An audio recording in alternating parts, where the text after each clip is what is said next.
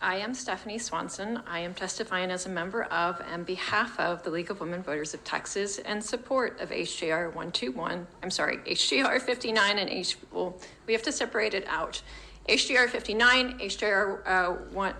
No, the rules are a little complicated only on HJR, so we don't combine your testimony. You're not able to do it on both. So we have you down testifying on HJR 59, and you're for HJR 59. Correct. All right. Can I state that I am in support? All of these bills are incredibly similar.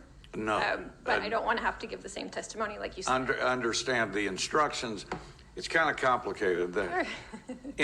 Let's just say there's been times where you can lay out all the bills at the same time. Correct. Under the current rules, we cannot.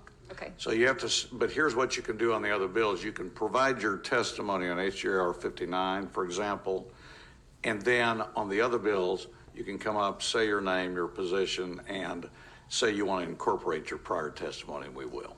Okay, that sounds good. So today I'm speaking then on in support of HJR 59. We appreciate the opportunity to appear before you today. Thank you for allowing us to share the League of Women Voters of Texas position on these bills, on this bill, sorry. And our current redistricting process, legislators and political parties are meeting behind closed doors to draw election maps that keep themselves and their party in power. This closed-door process not only leads to public mistrust of our elections, but it also hijacks our democracy by creating a legislative system with little accountability. Many legislators are being elected in the primaries where there is low voter turnout. Also, elected officials are afraid to vote against a party position out of fear of being primaried, meaning that they are challenged in the primary by a more hardline candidate. This ultimately leads to discriminatory and very extreme legislation being passed. These closed-door methods have also produced maps that discriminate against voters of color. The state of Texas has been found to have violated the Voting Rights Act or intentionally discriminated against voters of color in every redistricting cycle for the past 50 years. This past decade's redistricting litigation was especially contentious and resulted in multiple findings of intentional discrimination that ended up costing taxpayers $5.7 million in legal fees thus far. The federal district court that considered putting the state back under preclearance in 2019 asked the state to conduct a fair and open redistricting process during this upcoming redistricting cycle or face the possibility of being put back under preclearance. Adopting a bipartisan redistricting commission, will go a long way to creating this fair and open process that the federal judge asked for, and would also ensure that the rights of voters of color are protected during this upcoming redistricting cycle. Therefore, the League does support HJR 59 that would create a bipartisan citizens redistricting commission to draw our district maps.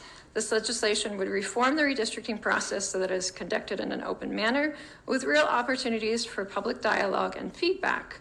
This legislation would ensure racial equity in the redistricting process by including criteria that prioritizes compliance with the Voting Rights Act and the recognition of communities of interest. It would develop robust public input process that equips communities to define themselves. It would also develop a selection process that requires the commission to reflect the state's diversity. And it would also recognize and account for our lack of direct accountability of a commission to voters by implementing robust transparency procedures and protections. Maps would be drawn at public hearings, and meetings would be broadcast for the public to view.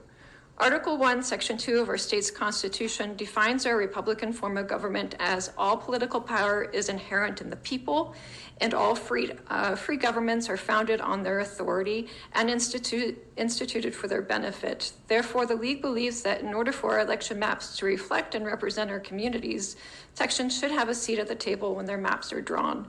We ask that you support the passage of HJR 59, and thank you for the opportunity to speak today.